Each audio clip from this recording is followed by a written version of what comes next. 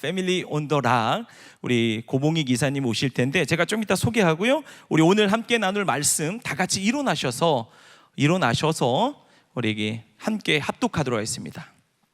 창세기 1장 28절입니다. 한 목소리로 함께 읽겠습니다. 시작. 하나님이 그들에게 복을 주시며 하나님이 그들에게 이르시되 생육하고 번성하여 땅에 충만하라. 땅을 정복하라. 바다의 물고기와 하늘의 새와 땅에 움직이는 모든 생물을 다스리라 하시니라. 아멘. 자리에 앉겠습니다. 자, 소개 좀 하려고요. 패밀리 온 더 락. 원래 대표님이 따로 계세요. 우리 성정은 대표님 어디 계세요? 혹시 어디 계세요? 잠깐 일어나 주세요. 네, 대표님 한번 박수 한번 주세요. 네, 할렐루야. 한국 교회나 미국에도 많은 주님 사역하는 기관들이 있지만 평신도로서 이 사역을 꾸려가는 게 상당히 어렵거든요. 왜냐하면 교회 사역은 돈이 안 돼요. 네, 그래서 대표님이 사실은 이 사역을 생애 주기별 가정을 세우는 사역의 콜링으로 사역을 감당하시지만 우리 왜 고봉익 이사님이 와서 그러면 오늘 간증과 사역 소개를 하나? 물 주세요. 네, 그래서 돈을 저기서 벌어서 주님 사역하는데 정말 멋있게 사용하시더라고요. 그래서 오늘 오셔서 이사님이 얘기해 주실 텐데, 저는 패밀리 온 더 락 우리가 얘기 듣고요 전후로 나뉠 것 같아요. 바위 위에 세워진 가정이 될 거냐, 그죠? 그래서 패밀리 온 더 락을 사역 듣고 같이 기도하고 동역하면 가정이 세워질 거고, 이거 같이 마음 못 모으면 패밀리 온 더 락 바위에 깔린 가정 될 거냐, 이 둘 중에 하나라고 확신해요. 그래서 오늘 도전받고 모든 가정 세워지길 바라겠습니다. 우리 고봉익 이사님 나오실 때 뜨거운 박수로 한번 환영하겠습니다.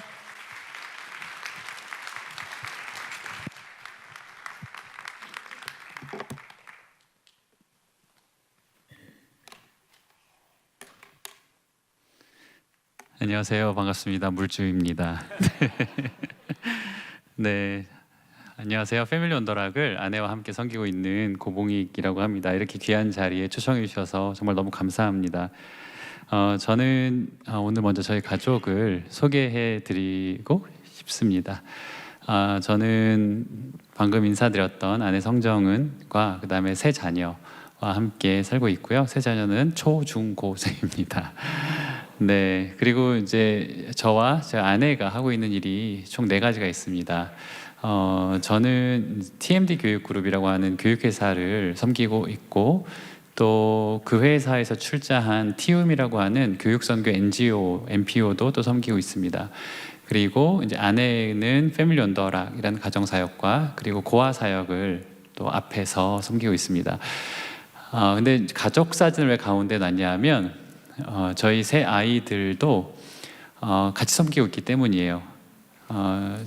저희 회사가 돈을 벌어서 우리 아이들 교육을 시키는 것도 맞지만, 저희 회사가 이제 한 달에 한 번씩 예배를 드리고 매일 아침 큐티를 하는 회사입니다. 안 믿는 직원도 50% 정도 있긴 한데, 회사를 통해서 또 이제 그런 사역을 좀 하고 있고요. 그리고 또 회사를 통해서 교육 선교나 다양한 그런 사역들을 감당하고 있기에 아이들도 기도를 해야 되고, 또 이제 봉사단이나 또 고아 사역 같은 경우에도 아이들도 함께 사역을 기도하며 하고 있습니다. 나중에 이 세 아이들이 결혼을 해서 본인들의 가정이 세워지면 그때 또 본인 가정의 비전과 사역을 섬기게 되겠지만, 결혼 전까지는 부모의 비전이 너희들의 사역이다 라고 하면서 같이 섬기고 있습니다. 앞에 2개 중에, 그러니까 4개 중에 왼쪽에 있는 2개, TMD 교육그룹 그리고 패밀리 온 더 락 잠깐만 소개해드리면요, TMD 교육그룹은 우리나라에서는 미래인재 역량 회사 중에서는 가장 큰 규모의 회사입니다. 그래서 서울에서 제주도까지 8개 정도의 미래인재 역량 센터를 운영하고 있고, 그리고 또 다양한 컨텐츠를 우리나라의 삼성, 현대를 포함한 20대 기업, 그리고 많은 회사들, 그리고 국가에 제공하고 있는 회사이고요. 본사 직원 100여 명과 그리고 전국에 500여 명의 전문 컨설턴트 강사들이 전국에서 학생들, 청년들, 학교의 변화와 성장을 돕고 있습니다. 패밀리 온 더 락에 대해서 잠깐 소개해드리면요, 패밀리 온 더 락은 성경적 인재를 양성하고 믿음의 가문을 세우는 것이 사명입니다. 그래서 성경적 인재를 양성하기 위해서 저희 첫 번째, 두 번째 줄이 다음 세대거든요. 그리고 세 번째 줄이 청장년, 그다음에 마지막 줄이 시니어에 대한 것입니다. 저 연령대에 대한 그런 성경적 세계관으로 저 시기를 보낼 수 있도록 도와드리는 교육 콘텐츠를 개발하고 있습니다. 처음에 3년 전에 시작했는데 1년 정도는 저 콘텐츠를 개발하기 위해서 매주 우리나라의 이제 이쪽 분야의 신학교 교수님들이나 아니면 전문 사역자분들을 모셔다가 저희가 이제 교육을 계속 받으면서 연구 개발을 했고요. 그리고 저희가 특별히 집중했던 콘텐츠는 신앙 교육을 교회에서 잘하고 있지만 세계관 교육을 교회에서 하기 쉽지 않아서 이제 세계관 교육 시기별로, 그리고 두 번째는 인재가 되게 한 역량 교육을 저 다음 세대에는 저런 식으로 만들어 가고 있습니다. 그리고 교회에 제공해 드리려고 하고 있고요. 그리고 저희가 이제 교육 콘텐츠만 하면 너무 재미가 없어서 정말 믿음의 가정, 믿음의 가문을 세우기 위해서 필요한 도움을 드리려고 노력을 하다가 가정의 모든 이벤트들, 돌잔치부터 장례식까지 이 모든 이벤트들을 크리스찬의 문화에 맞춰서 개발을 하고 있어요. 그래서 예를 들면 중고등학생 나이대 같은 경우에 유대인들은 13세부터 성년식을 하거든요. 그래서 그런 성년식도 저희가 개발을 했고요. 그리고 또 노년기에 가장 중요한 과업이 신앙 전수입니다. 그래서 7순 8순 잔치를 통해서 신앙 전수를 하는 그런 행사도 개발을 하고 하면서 이제 믿음의 가문, 믿음의 가정을 세워가는 것을 돕는 그런 행사들도 계속 개발하고 있습니다. 네, 회사 얘기는 여기까지 하고요. 이제 오늘 올라온 목적인 간증을 좀 하려고 하는데요. 제가 강의는 많이 했지만 간증을 안 해봐서 너무 떨립니다. 그래서 네, 잘 들어주시면 감사하겠습니다. 먼저 저는 20세 때, 딱 20세 때 대학교 때 예수님을 뜨겁게 만났습니다. 그리고 감사하게도 22세 때 인재양성과 교육선교에 대한 비전을 하나님께서 주셨습니다. 그래서 정말 20대 동안 열심히 살았던 것 같아요. 그리고 대학생 때는 학원을 설립해서 교육 프로그램을 개발하기 시작했고요. 그 개발한 걸 가지고 교육회사를 설립을 했습니다. 교육적으로도 또 사업적으로도 여러 성과를 냈고 또 여러 가지 그런 선교에 대한 일들도 막 했던 것 같아요. 저는 제가 잘 살고 있다고 생각을 했고 또 주변에서도 비전의 사람이다 이런 별명도 붙여주기도 했었습니다. 근데 하지만 사실 저는 악순환 속에 있었습니다.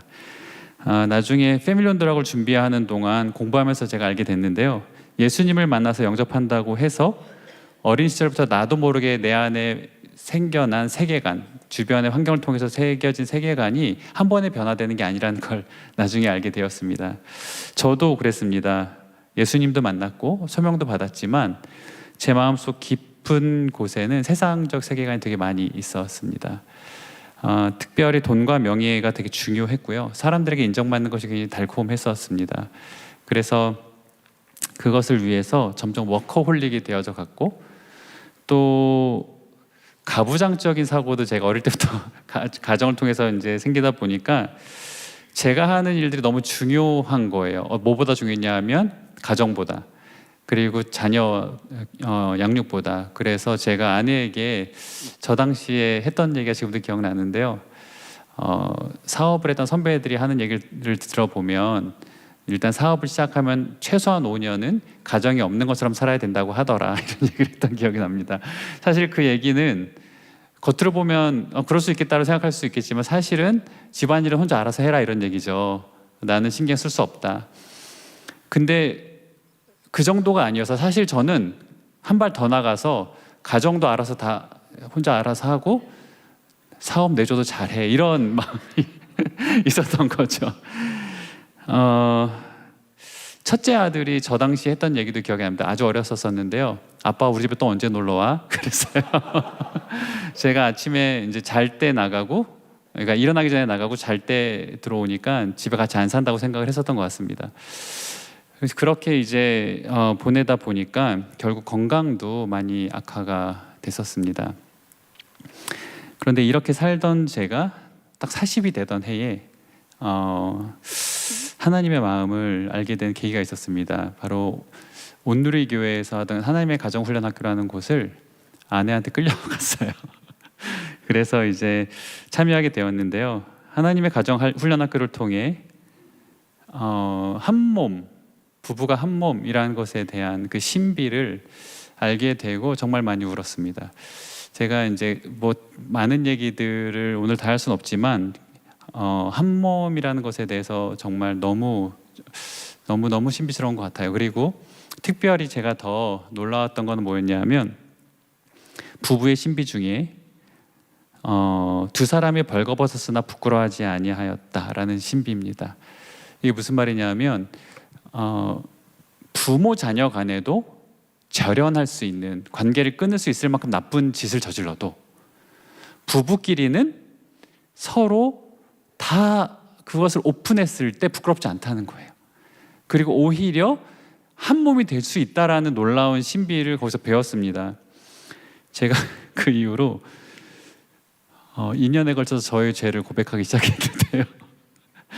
제가 2년에 걸쳤던 이유는 그렇게 죄가 많아서가 아니라 처음에 다 못 가겠더라고요. 그러니까 제가 이제 어떤 잘못을 했었어도 앞에 조금만 이제 서두만 깔았다가 이제 나중에 성령님이 가만히 두질 않으셔가지고 결국 더 솔직히 하면서 2년이 걸렸습니다. 처음 고백을 시작할 때 저는 이제 제가 걱정했던 것은 이것이 결국 저에 대한, 그러니까 남편에 대한 불신으로 이어지지 않을까? 이게 처음에 걱정했고, 두 번째는 제가 아내에게도 참 잘못을 많이 했는데 이것이 아내에게 씻을 수 없는 상처가 되는 것은 아닐까? 이런 염려가 있었습니다. 그랬는데 정말 성령님의 강권하심으로 이제 다 벌거벗게 되었고요. 그리고 나서 제가 놀랐던 것은 아내에게 모든 것을 이야기하기 시작한 후부터 시작된 부부의 연합과 친밀함이었습니다. 아내는 저를 이전과 비교도 안 될 정도로 진심으로 안아주고 기도해주기 시작했고요. 저는 그때 처음으로 사실 신실함이라는 것에 대한 것도 믿기 시작했어요. 그리고 진짜 신기했던 것은 제가 걸렸는지도 몰랐던 많은 병들로부터 낫기 시작했습니다. 저는 그 만성 불안이 있었더라고요. 제가 그러니까 사업을 하다 보면 산 넘어 산이잖아요. 그래서 만성 불안이 있어서 불면증도 있었고, 그리고 또 항상 회사가 집에서 5분 거리여서 했었습니다. 언제든지 달려갈 수 있도록.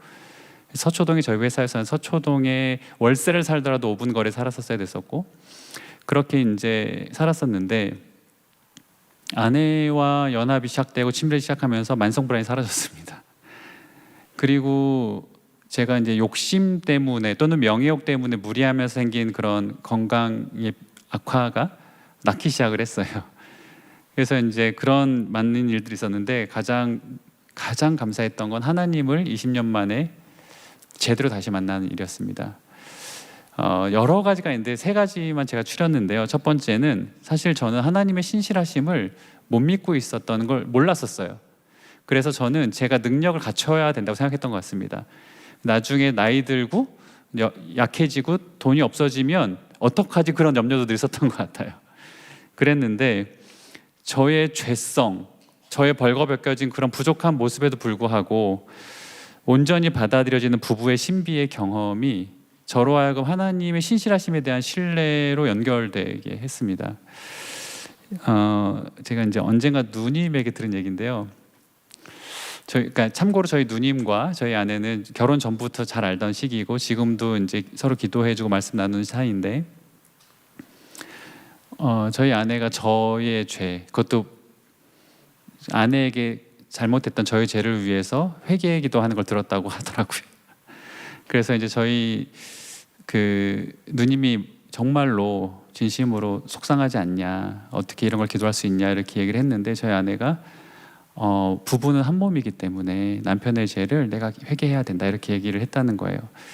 근데 제가 그런 신실한, 그리고 저의 부족함과 연약함과 상관없이 온전한 내 편이 있다라는 그 경험이, 하나님도 내가 아무리 못나도 내가 아무리 죄가 많고 부족해도 변함없이 나를 버리지 않고 사랑하시겠구나, 이 믿음으로 40세가 돼서 처음으로 이제 믿어지고, 그 신실하심에 대해서 정말 너무 깊게 찬양하고 하나님 앞에 나아갔었던 것 같습니다.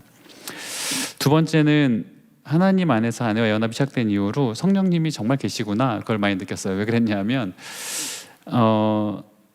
아내에게 무엇인가를 숨기려고 하면 살아계신 하나님이 정말 내 안에서 역사하셔서 너무 괴롭게 하시는 거예요. 그래서 내일 당장 너무 중요한 일이 있어요. 정말 너무너무 중요한 일이 있는데도 불구하고 오늘 이걸 먼저 아내에게 고백하지 않으면 그걸 생각할 수가 없을 정도로 괴롭게 만드시더라고요.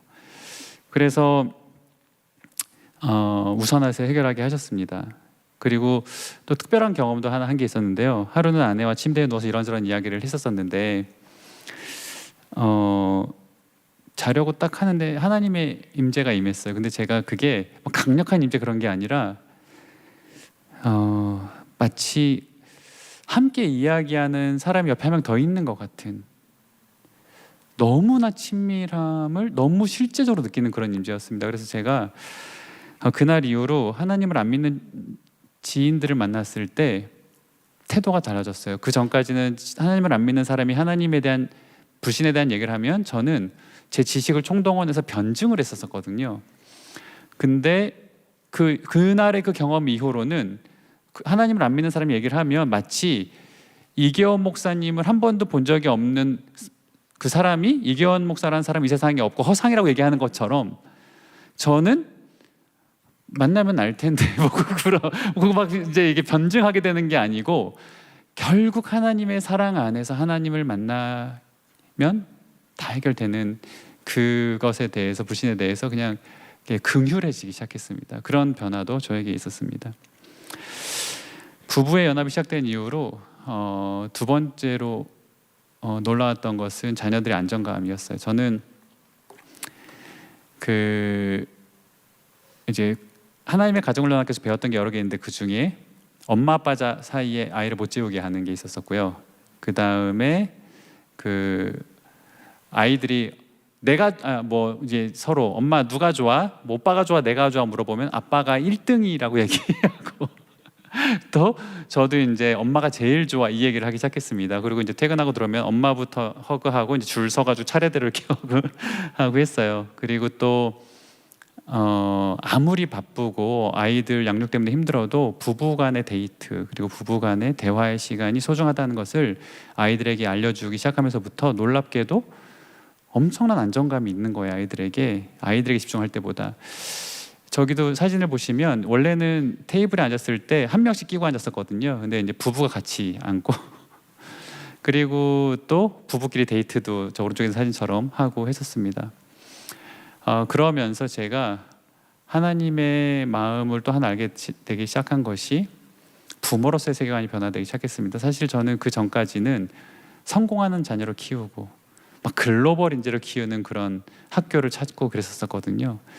그랬는데 저를 봤을 때 제가 20살에 예수님 만났지만 1살부터 20살까지 생겼던 세계관이 그 이후의 삶을 지배하는 것을 경험했기 때문에 1살부터 20살 부모님 아래에 있을 때에 공부보다 더 중요한 게 세계관이다, 성경적 세계관이라는 확신을 갖게 되었습니다. 그래서 이사를 했습니다.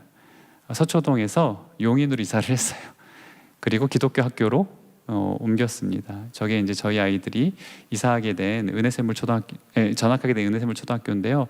나중에 알고 보니 우리 여기 중앙기독 중학교, 초등학교에서 교장 선생님을 보내주셨더라고요.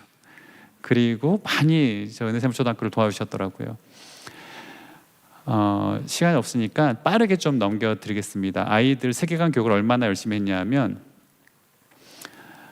그 다음 해 용인으로 이사 간 게 2018년이었는데 2019년부터 가족 수련회를 매년 1월 1일 날 하기 시작했습니다. 그래서 가족 수련회를 가서 저게 첫 번째 가족 수련회, 그 다음에 올해 1월 달 갔던 가족 수련회, 애들이 많이 컸죠. 가족 수련회 가서 뭘 하냐면 각자 묵상하고 기도하는 시간을 갖고요. 그 다음에 이제 또 시간을 따로 빼서 지난 해를 돌아보고 올해를 계획하는 그런 시간을 갖고 또 다 모여서 각자 받은 말씀으로 올해의 말씀과 표어를 정하는 그런 시간을 가졌습니다. 그래서 저게 이제 2022년에 저희 가족이 이제 세운 말씀과 표어입니다. 레위기 11장 44절에 내가 거룩하니 너희도 거룩하라라는 말씀을 제가 이제 기도하면서 받아서 be holy를 했고요. 그다음에 아내가 시편 37편 3절에 여호와를 의뢰하고 선을 행하라라는 말씀을 받아서 do good을 해서 be holy do good이라고 했고요.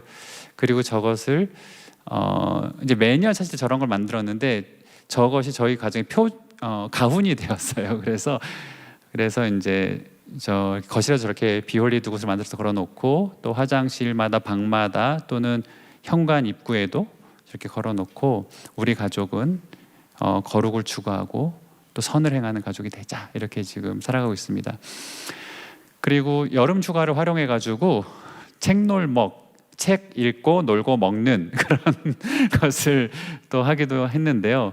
각자 읽고 싶은 책을 무한대로 이제 가족이 합쳤습니다. 그래서 뭐 어떤 자녀는 20권, 어떤 자녀는 30권씩 막 챙겨가가지고 그 일주일간 미디어는 하나도 이제 없는 환경 속에서 책을 읽었더니 처음에는 집중이 안 되다가 이틀 3일 되니까 저기 보시는 것처럼 식당 가서도 읽고 차 안에서도 읽고 막 이랬어요. 근데 사실 책을 읽는 게 중요한 게 아니라 저희의 가장 큰 목적은 하루에 1시간씩이 더 되는 것 같습니다.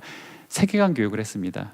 그래서 아내가 지금 세계관 교육하고 있는 세계관 교육은 그 시기별로 필요한 부분이 있습니다. 예를 들면 초등학교 저학년 때는 창조에 대한 세계관 교육이 필요하고 그 다음에 초등학교 고학년 때는 초등학교 고학년 때부터는 성에 대한 세계관 이런 교육들이 필요하죠. 그리고 저희 첫째 아들 성년식 했던 장면인데요.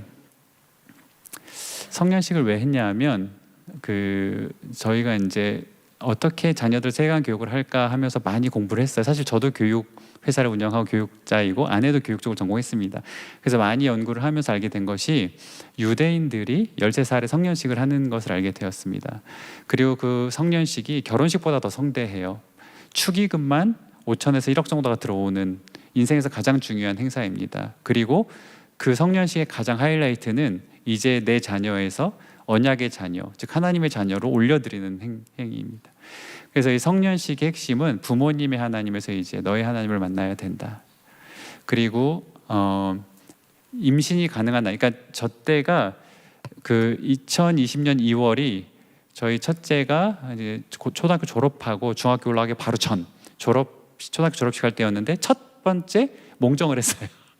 근데 저희는 몽정하면 성년식 한다는 걸 알고 있기 때문에 너무 기뻐서 달려왔습니다. 드디어 내가 하면서 이제 달려왔습니다. 그래서 아이가 그 존경하는 남자 어른 5분이 양복을 입고 모였어요.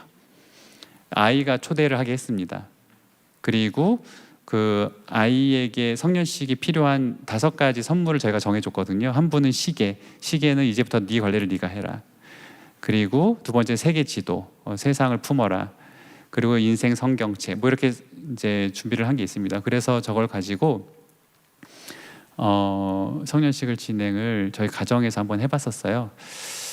이 다음 영상이 그 6학년 졸업할 때쯤 돼서 아이가 성년식 때 했던 자기 발표인데요. 한번 잠깐 보겠습니다. 먼저 제가 오늘 이렇게 성인식을 하게 해주신 부모님과 시간을 내주신 박소영 목사님, 이다니엘 선생님, 송기철 삼촌, 그리고 저희 소중한 친구인 승권이와 석겸이 아버님께 감사 인사를 전하고 싶습니다. 또한 저를 지금까지 키워주신 하나님께도 감사드립니다. 이제 저의 몸이 남성으로서의 준비가 되었으니 책임감을 갖고 하나님의 가정을 이룰 때까지 하나님이 주신 이 몸을 끝까지 지키겠습니다. 영적으로는 저의 하나님을 만나고 제가 저의 신앙을 만들겠습니다. 완벽하게 어른이 된 건 아니지만 그래도 이렇게 성인식을 했으니 5달란트 받은 종처럼 부모님께 받은 기초 자산과 저의 재능을 2배, 3배로 키워나가도록 노력하겠습니다. 감사합니다. 직접 쓴 거야.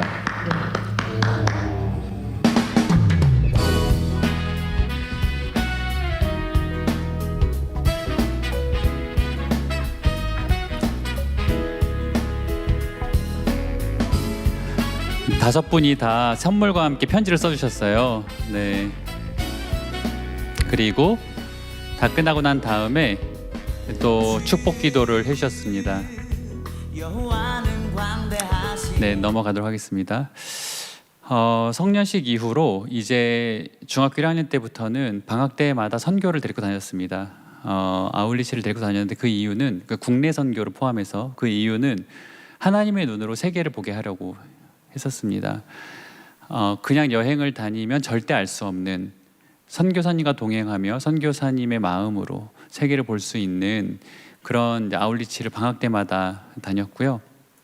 그리고 이거는 이제 중3 졸업하고 고등학교 1학년 올라가기 두 번째 성년식을 했거든요. 저희가 이제 13세 전으로 한 번, 16세 전으로 한 번, 그 다음에 이제 곧 대학교 들어가기 전에 한 번 이렇게 레디 셋 고 세 번의 성년식을 기획을 했는데 이게 두 번째 성년식입니다. 이거는 마침 그때 레바논 아울리치에 가 있을 때 그때 같이 갔었던 남자애들하고 다 같이 성년식을 했습니다. 그래서 레바논 아울리치 기간 일주일 동안 계속 교육을 하고 마지막 날 성년식을 한 거예요. 첫 번째 성년식은 자기 관리가 핵심이었으면 두 번째 저 성년식은 자기 관리가 아니라 책임, 어떤 책임이냐면 가정을 책임지고 사회를 책임지고 국가를 책임지고 나라를 책임질 사람으로서의 책임에 대한 성년식을 했습니다. 특별히 모세와 바울에 대해서 배웠어요. 그리고 나서 이제 발표한 내용 한번 보겠습니다. 도착한 첫날 3년 목소리가 많이 달라졌죠. 공항에서 나와 차를 타고 자할레에 오는 도중 어린아이부터 아기의 어머니까지 저희 차를 붙잡고 한동안 계속 구걸하는 모습을 보았습니다. 정말 도움을 주고 싶었지만 한 명을 도와주면 많은 사람들이 몰리기 때문에 저희는 아무것도 해줄 수 없었습니다. 저는 그 모습을 보면서 한국에서 태어났다는 이유만으로 저는 지금 이런 특권을 누리고 있고 여기 친구들은 레바논에서 태어났다는 이유만으로 이렇게 사는 것이 전혀 이해가 되지 않고 답답했습니다. 하루 종일 그 생각이 들면서 내가 할 수 있는 일이 무엇인지 생각해 보다가 저는 꼭 하나님께서 주신 이 축복에 대한 책임감을 가지고 나중에 이곳에 다시 방문해 정말 이곳 사람들에게 실질적인 도움을 주고 싶다는 생각을 했습니다. 저는 제 앞으로의 인생을 믿음의 책임감을 가지고 살아갈 것입니다. 책임감을 가진다는 것, 무언가를 책임진다는 것은 때로는 두렵기도 하고 힘든 일이지만 하나님께서 책임지는 자를 사랑하시고 기뻐하신다는 것을 믿고 저 자신, 제 가정, 제 공동체, 더 나아가 이 세상을 책임지는 하나님의 선한 청지기로 살아갈 것입니다. 저희 아들뿐만 아니라 여러 친구들도 다 했는데 어쨌든 정말 세상에 대한 책임감을 갖는 것에 대해서 깊게 이제 특히 레바논에서 너무 구걸한 사람들을 보다 보니 더 많이 와닿았던 것 같습니다. 사실 요 다음에 2024년에 저희 그 이제 둘째 딸이 또 초경을 했습니다. 그래서 중학교 1학년 때 그래서 성년식을 했는데 마침 그때는 제가 패밀리 온더락을 설립한 이후였어요. 그래서 패밀리 온더락에서 제대로 만들어진 성년식을 했습니다. 그래서 저렇게 4가지 교육, 정체성과 돈에 대한 거, 성에 대한 거, 자기관리에 대한 교육을 2주간 저 5명의 친구들이 다 받고 부모님들 다 모여가지고 같이 성년식을 했습니다. 그리고 저희는 이제 월 1회 찬양 집회를 가거나 같이 이렇게 집회를 참석해서 은혜를 나누는 시간들을 갖습니다. 지금 제가 저 가운데 사진을 올린 것은 특별히 저희 아들 사진 올린 것은 올해 고3이지만 그래도 기숙사 학교를 다니지만 예외 없이 저렇게 가는 것을 보여드리려고 올린 거고요. 그리고 중요한 결정을 해야 되는 게 예를 들면 진학에 대한 결정이나 할 때는 꼭 이렇게 기도원을 같이 갑니다. 그래서 저 왼쪽에 있는 사진은 저하고 아들이 같이 예수원 갔었던 그런 사진이고 오른쪽에 있는 사진은 딸이 엄마랑 같이 둘이서 이제 저희가 필그림 하우스 갔을 때 사진입니다. 그리고 친구들이 놀러 왔을 때 한 번씩 제가 이제 주제를 좀 던져줘서 같이 대화하는 시간 좀 갖습니다. 그래서 미디어에 대한 거나 아니면 이성교제에 대한 건, 진로에 대한 것. 근데 제가 이거 녹화한 게 있는데 아이들 친구들의 그 프라이버시 때문에 오늘 보여주지 않기로 결정을 했고요. 근데 여러분 아이들이 그냥 와서 놀다가도 미디어에 대해서, 인스타그램에 대해서 어떻게 생각하는지, 이성교제에 대해서 어떻게 생각, 이런 것들에 대해서 대화를 나누게 하면 너무 잘합니다. 네, 제가 뭘 안 가르쳐줘도 그냥 개입하지 않아 너무 잘하고 그것들이 아이들이 굉장히 유익한 것이죠.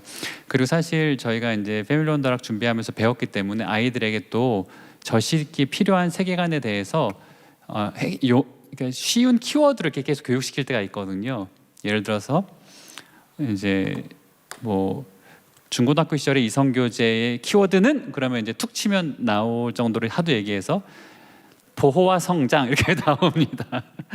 그리고 뭐 공부는 그러면 공부는 예배, 공부는 소명과 지를 찾는 과정, 공부는 성품훈련 이렇게 이제 계속 제가 키워드로 이제 교육을 시켜서 친구들하고 얘기할 때도 그런 단어가 쉽게 나오더라고요.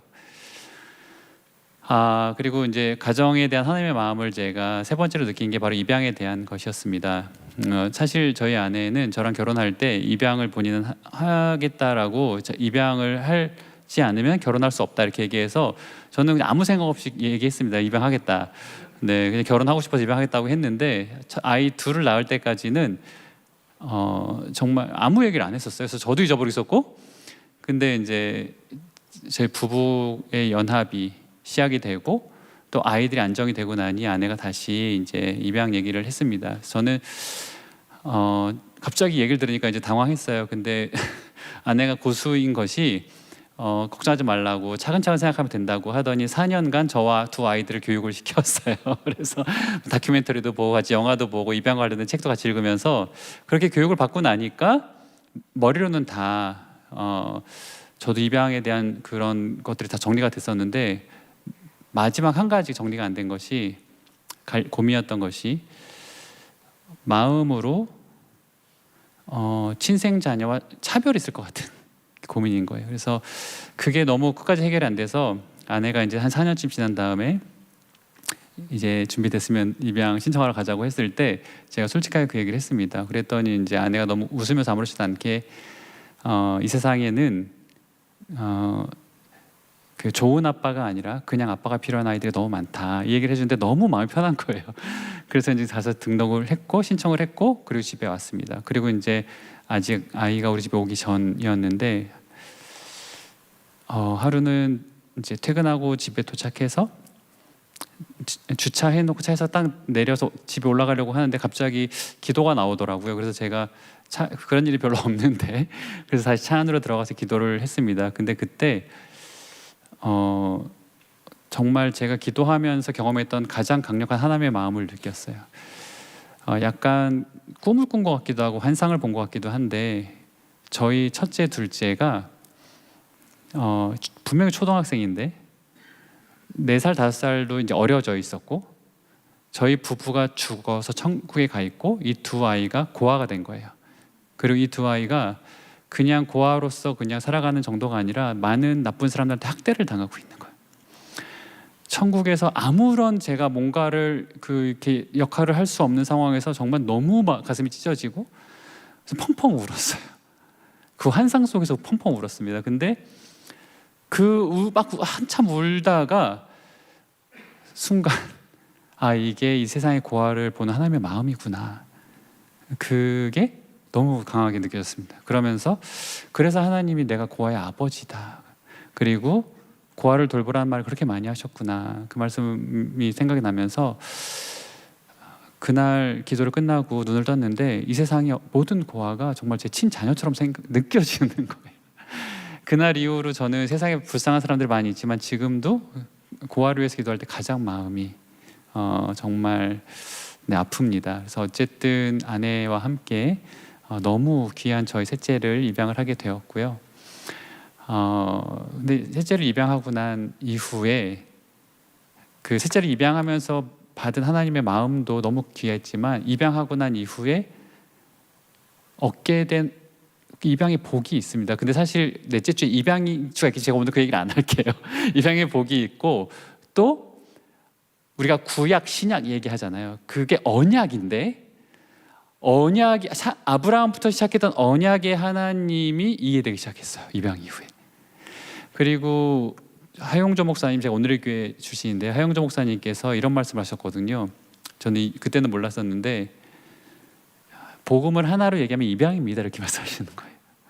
왜냐하면 로마서 8장 15절에 보면 우리의 복음을 입양으로 표현을 합니다. 원래 우리들은 다 고아인데 하나님께서 예수 그리스도를 말미암아 입양하셨다. 그리고 심지어는 모세부터 예수님까지 성경의 주요 인물들이 입양 자녀입니다. 그래서 그런 것들도 너무 저한테 너무 재밌었어요. 어쨌든 그래서 하나님의 마음을 알게 되고 입양의 복을 너무 누리며 살고 있습니다. 하나님께서 저에게 마음을 알게 해주신 네 번째가 가정에 대한, 네 번째가 부모님에 대한 마음이었습니다. 사실 저는 부모님하고 특히 아버지하고의 사이가 좋지 않았습니다. 1년에 한 번 정도 통화하면 많이 했고 그리고 명절 때 그냥 가 뵙는 정도였어요. 근데 또 이제 아내가 아버지에 대한 저희 인식을 좀 바꿔주셨고요. 아버님은 평생을 본인은 불태우시면서 가족을 위해서 헌신하신 분이다. 근데 그런 생각이 없었거든요. 근데 이제 바꿔준 것도 있고 또 세계관 교육을 공부를 스스로 하면서도 저 말씀을 이제 순종하기로 했습니다. 그래서 순종을 했는데요. 그래서 이제 아버지를 위해서 빨래방을 저희가 하나 내드렸어요. 왜냐하면 귀가 안 들리시거든요. 그래서 이제 손님을 응대하지 않아도 되는 빨래방을 내드렸는데 그 빨래방을 내드리면서 어머니, 아버지, 저 아내 이렇게 4명의 단톡방을 만들어서 매일 소통합니다.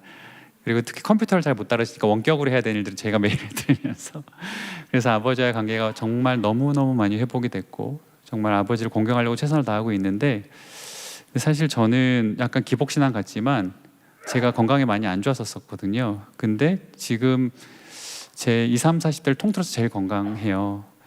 그래서 저는 네가 잘 되고 땅에서 장수하리라 이 말씀이 어떻게 느껴지냐면 네가 잘 되고 땅에서 장수하려면 부모를 공경하라 이게 아니라 부모를 공경하라는 하나님의 그 제발 좀 공경해 이렇게 들려요. 내가 이렇게까지라도 해줄게 이렇게 들립니다. 그래서 정말 내가 믿는 하나님이 이런 하나님이시구나라는 것들을 좀 알게 되었습니다. 그리고 마지막으로 가문에 대한 비전이 또 한번 생긴 적이 있습니다. 하루는 기도를 하는데 저는 제 삶 속에서만 비전이 있는 사람이었거든요. 근데 제가 죽고 난 이후에 비전을 보여주기 시작했습니다. 그러면서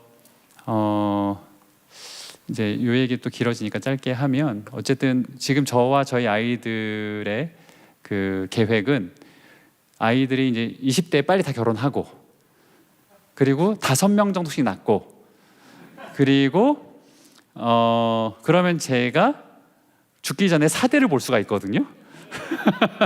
네. 그래서 크리스마스 때 300명이 사진 찍는 거예요. 300명이. 저희가 같이 계산해봤거든요. 같이 계산을 해봤는데 5명씩 나오면 300명이 되더라고요. 그랬더니 이제 저희 아이들이 받았어요. 받았는데 저희 딸이 요즘 계속 저한테 이제 도전하는 게 아버지도 2명 더 하셔야 될 것 같습니다. 입양이라는 좋은 제도가 있으니 2명을 더 하셔서 네. 언약의 하나님, 창세기에서 하나님께서 아브라함을 부르실 때 우리는 보통 떠나라라는 것만 기억하시거든요. 12장 1절에. 근데 사실은 그 다음에 하나님께서 너를 축복하는 자에게 내가 복을 내리고 너를 저주한 자에게 내가 저주하리라. 이 얘기는요. 나 그냥 네 편 대줄게 이거거든요. 이 말은 뭐냐 하면 내가 우리 자녀에게 그러니까 우리 자녀가 예를 들어서 정말 나쁜 죄를 지어서 사형을 언고받았어요. 근데 제가 만약에 제가 대신 죽었으면 저는 당연히 제가 죽고 우리 부모는 그 마음이 있잖아요. 그 마음이 있는 것처럼 하나님은 그 창세기에 아브라함에게 약속하신 다음에 실제로 그 일을 행하십니다. 본인이 먼저 죽겠다라는 그 의식을 행하시는 게 나오고 결국 예수 그리스도를 통해서 그걸 이루시거든요. 그 아브라함부터 시작했던 그 언약의 사실은 땅의 모든 족속이 너로 말미암아 복을 받을 것이라 이것은 혈통적 언약이 아니라 언약적 언약인 거죠. 그리고 그 언약의 자손이 우리가 들어가게 됐고 그래서 이 언약의 자손이 많아졌으면 좋겠어요. 네, 넘어가도록 하겠습니다. 제가 이런 많은 하나님의 마음을 가정을 통해서 느끼고 복을 막 너무 이렇게 행복한데 왜 가정을 사람들이 많이 이제 중요하게 생각 안 할까 싶어서 제가 운영하는 회사에서 15주년이 딱 그 해 2022년 15주년 돼서 두 가지를 했습니다. 하나는 회사 복지를 대대적으로 확대하겠다. 가정 중심으로. 그래서 가장들 직급이 낮으면 월급이 낮잖아요. 자녀가 많을수록 수당을 가장 수당을 주고 결혼할 때 뭐 이렇게 축의금을 얼마까지 올리고 막 이런 얘기를 했는데 놀랍게도 다 반대하는 거예요. 너무 충격이었어요. 저는 두 손 들고 환영할 줄 알았는데 왜 반대해? 왜 반대해? 그랬는데 그때 저는 결혼 안 할 건데요. 저는 아예 안 날 건데요. 제가 우리 회사에 비혼주의자가 있다는 거 처음 알았고, 그리고 이제 그 해에 또 가정이 주제였기 때문에 매월 가정에 대한 주제로 스피커를 모셔서 말씀을 들었거든요. 근데 믿는 직원들조차도 너무 저항이 심했어요. 심지어는 믿는 직원 한 명이 이건 폭력이다 얘기하더라고요. 내가 일하러 회사 왔는데 왜 가정 얘기를 듣냐. 그러니까 생육하고 번성하라, 이것도 말이 안 된다고 생각하고, 남편과 아내의 역할에 대해서 들으면 이건 도대체 조선시대 언제적 얘기, 이런 얘기를 하고, 특히 동성애나 낙태에 대한 그런 성경적인 얘기를 들으면 정말 뒤집어졌습니다. 제가 그때 처음에는 제가 그런 걸 알았었으면 그런 예배를 못 들었을 거예요. 근데 전혀 몰랐기 때문에 그런 예배를 들으면서 알게 된 것이, 직원들하고 4시간씩 토론하고 그랬거든요. 그래서 알게 된 것이, 대한민국이 아시는지 모르겠는데 비혼주의자 증가율이 세계 1위인 거 아세요? 비혼주의자 증가율이 세계 1위입니다. 그리고 남혐이 있더라고요. 그리고 이혼 후에 재혼율이 굉장히 낮은 나라예요. 그러니까 혼자 살아가는 거죠. 나 혼자 산다라는 예능이 인기가 있는 것처럼 혼자 살아가는 분들이 많고, 미국이나 뭐 이런 나라들은 이혼하면 그 다음날 재혼을 생각하시는 분들이 많대요. 근데 우리나라는 혼자 살아가시는 분들이 많고, 그 다음에 출산율이 세계 최저인 건 다 아시죠? 근데 낙태율은 인구 대비 거의 1위에 해당하고 있습니다. 이거 외에도 뭐 이런 것들도 알게 됐습니다. 자녀 교육에 대한 문제라든지 뭐 여러 가지 노동에 대한 인식, 이런 것들을 알게 됐는데, 어쨌든 제가 이런 것들을 알게 되면서 아내하고 1년 내내 상의를 했어요. 우리는 이렇게 가정의 복을 누리고 하나님의 마음을 알면서 너무 행복한데 어떻게 하면 좋을까? 회의를 하고요. 회의를 하다가 알게 된 것이 이겁니다. 창세기 3장 16절 18절을 보면 아담과 하와가 하나님을 반역한 후에 타락하고 나서 저주를 받거든요. 근데 이 저주의 프레임에 예수님 안 믿는 사람들이 갇혀 있다는 걸 알게 됐어요. 출산이 고통이고 양육이 수고로운 것이고, 그다음에 일이 엉겅퀴와 가시덤불을 내는 수고로운 것이라는 저주의 프레임인데, 사실은 여러분 이것이 타락한 인간이기에 저렇게 받아들여야 되는 것이지, 원래 출산과 양육과 일은 하나님께서 바로 이 2장 전에 창세기 1장 28절에 복으로 주셨던 것입니다. 출산과 양육은 뭐라고 복을 주셨냐면 생육하고 번성하고 땅에 충만하라, 이렇게 복을 주셨고, 그 다음에 노동은 그냥 단순한 일이 아니라 정복하고 다스리는 파트너로 부르신 거거든. 인간에게 하나님께서 정말 많은 복을 주셨는데, 성경에 나오는 첫 번째 복이 바로 창세기 1장 28절입니다. 하나님께서 복 주심에 이르시되, 이렇게 말씀하셨거든요. 결국 예수님 믿는 우리는 저주의 프레임에 갇혀 있지 않고 저 복이 회복될 것이고, 그래서 4대가 300명이 모이는 꿈을 꾸면서 생육하고 번성하고 땅에 충만하면서 믿음의 가문들, 언약의 가문으로 계속 만들어가고, 그리고 이 세상을 변화시켜 나가고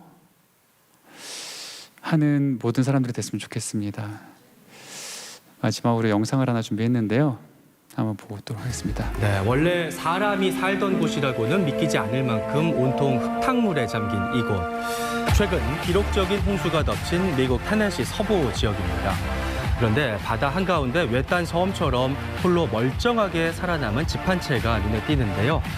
마당, 잔디밭은 물론 수영장까지 거의 온전한 모습으로 남아 있습니다. 알고 보니 이 집은 대대손손 이곳에 터를 잡고 살아온 평범한 농부 가족의 소유였는데요. 계속되는 폭우로 대규모 홍수가 예보되자 몇 년 전 돌아가신 아버지가 알려준 방법대로 며칠 동안 굴착기로 집 주변에 2m가 넘는 제방을 쌓았다고 합니다.